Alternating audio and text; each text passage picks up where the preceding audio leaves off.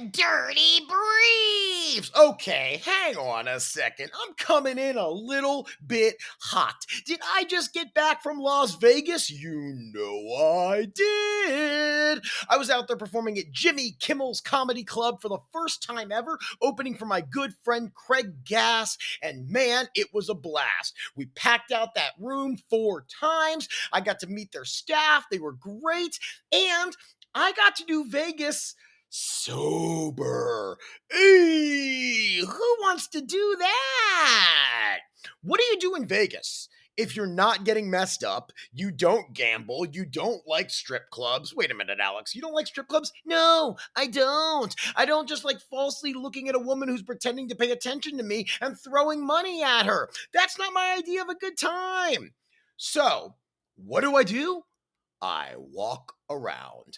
I was there for 2 days and I walked about 17 miles around Las Vegas, just looking at stuff, listening to the sights, the sounds.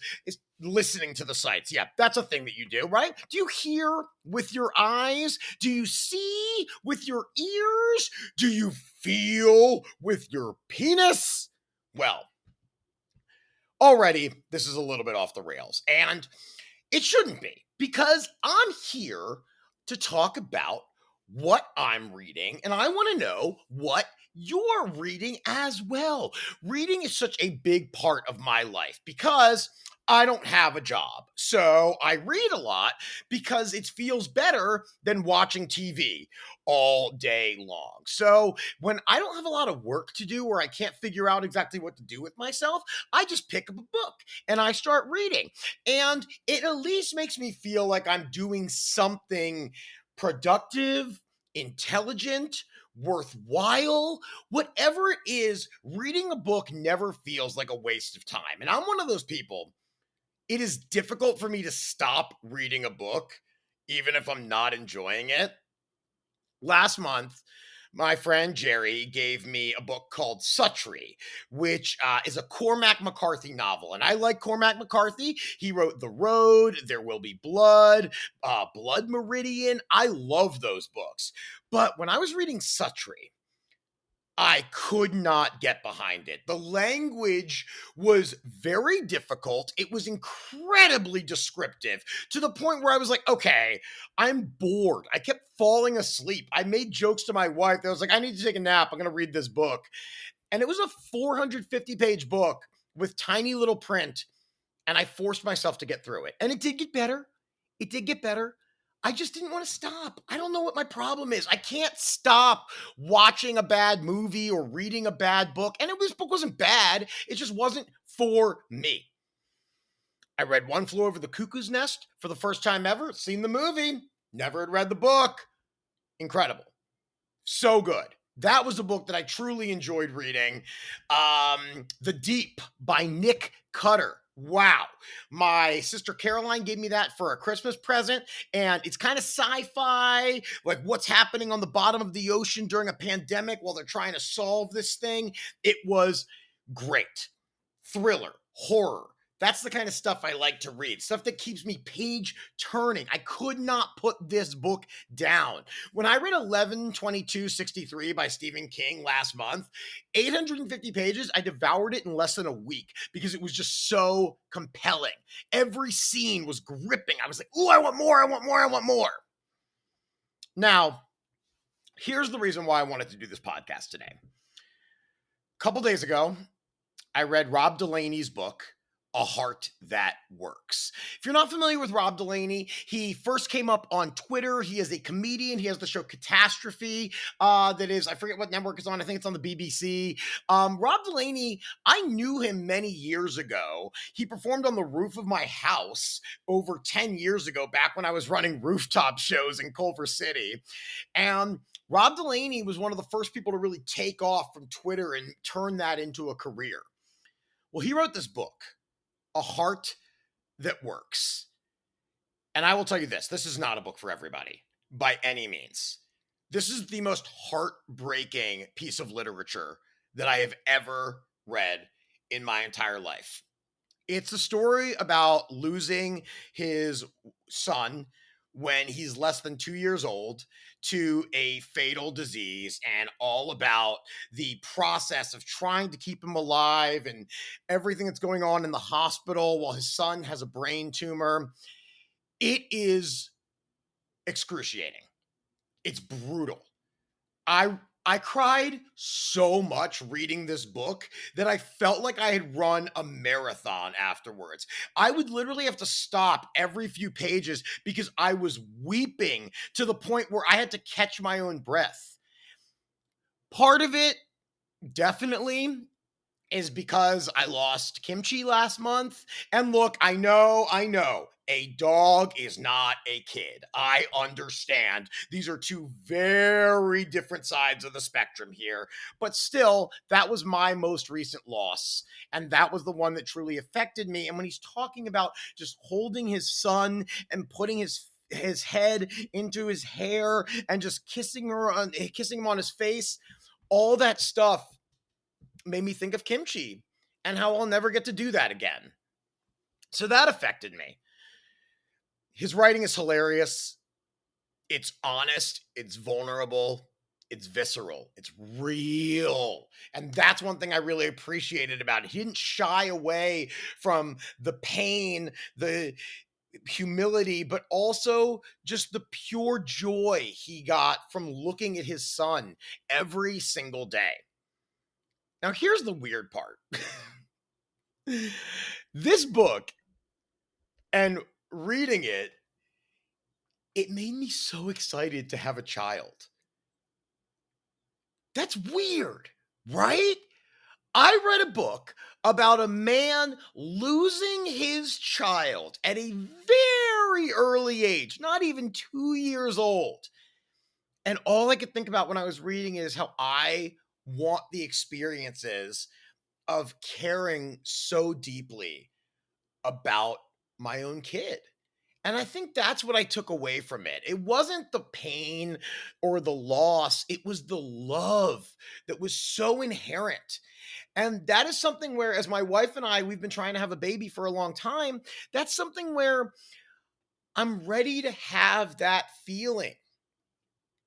I've been volunteering at the Children's Hospital in Los Angeles, and it's joyous, it is soul fulfilling because I see these parents with these kids that are, some of them are in such bad shape, little kids with cancer or with huge mental challenges, physical challenges, kids that I don't know what they're going to grow up to be, if they are going to grow up. And all I feel is love and admiration to these children, to these families, to these parents that are raising them, because their parents, I'm sure it is a struggle. It cannot be easy. When I hear somebody say, "Have you ever been here before?" and the people go, "Unfortunately, way too much." There's so much subtext in that statement that I can take in those 3 seconds. And my job is just to escort these families to where they need to go. And I get a couple minutes with them and I try to give them my warm energy and try to make them laugh. But being there, again, it's reinforced my desire to be a parent because I want to pour that love into a child. I have spent years trying to make other people feel good about themselves, trying to discover the best version of you. What if I do that with my own child? What if? And that's what this book, A Heart That Works, really made me feel. I think the reason why I was crying so much is because I don't want to lose a child. Obviously, I'm not some kind of sick fucking monster. I didn't read a book about somebody getting stabbed and immediately go plunge a knife into my throat to be like, what does this feel like? But I want to have that level of love for something because I know that I'm a loving person. I'm empathic. I'm a Cancer. But I want to have that level of love when everything becomes about this other person. Every single thing. That's where I want to get to. and the frustrations we've had with fertility, which look, I'm not going to go that much into that because that's really my wife's and my business and not yours, whoever's listening to this podcast. But just know it has been a journey. It has been a journey. And people say with fertility, or like people always say, like, it's not the journey, it's the destination. I'll tell you this right now. Fertility, it's the destination. Yes, we are having sex a lot. That's great. But we're trying to do it with a result. And when you're not getting that result, it does become very frustrating. And you have to keep a positive mindset. Of course you do.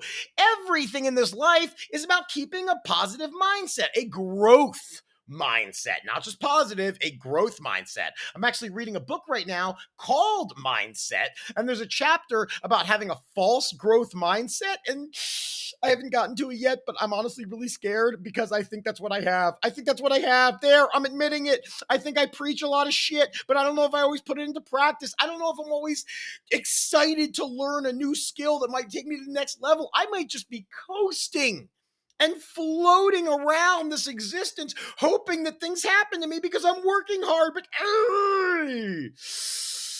I'll let you know what happens when I get to that point in the book.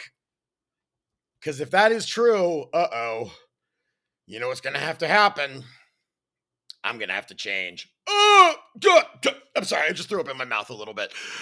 Oh, that word. The thing that I think I'm so good about is just embracing life.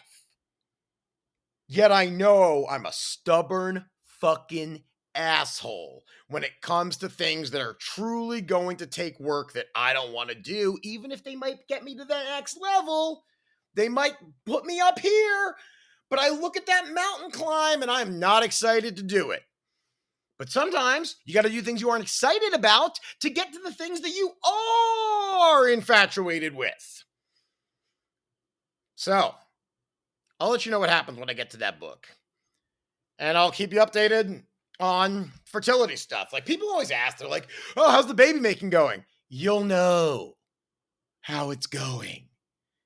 Because I will not shut the fuck up about it once we are actually pregnant. Yes, I said we are pregnant. It's me too. I know she's the one that's going to go through it, but come on. So, all right. What are you reading? Will you tell me? Because I need more books. I always want recommendations. That's how I thrive. I was using Goodreads for a little while, but I got tired of using another app, so I stopped doing it. So now I just read whatever the hell somebody tells me to read. So please, tell me what you're reading. I'll tell you some great books that I have read in the past year, and maybe we'll do a little swappy, a little exchange. Man, all right. I feel good. Do you feel good? I hope so. I really hope that listening to this does give you a little bump in your week. I really hope it does. I hope it gives you just a little uptick instead of ticking down. That's what I want it to do for me. That's why I keep doing it. I'm like 54, 55 episodes in. I don't even know. I'm not paying attention. I'm just doing it. Sometimes you just have to do it. Or maybe that's my problem. Not having a plan. Just doing. The mindset book's coming in. Bah, bah, bah. Send me your reading recommendations, everybody. AlexHooperComedy@gmail.com or at Hooper Hairpuff on all social media. I will see you next week.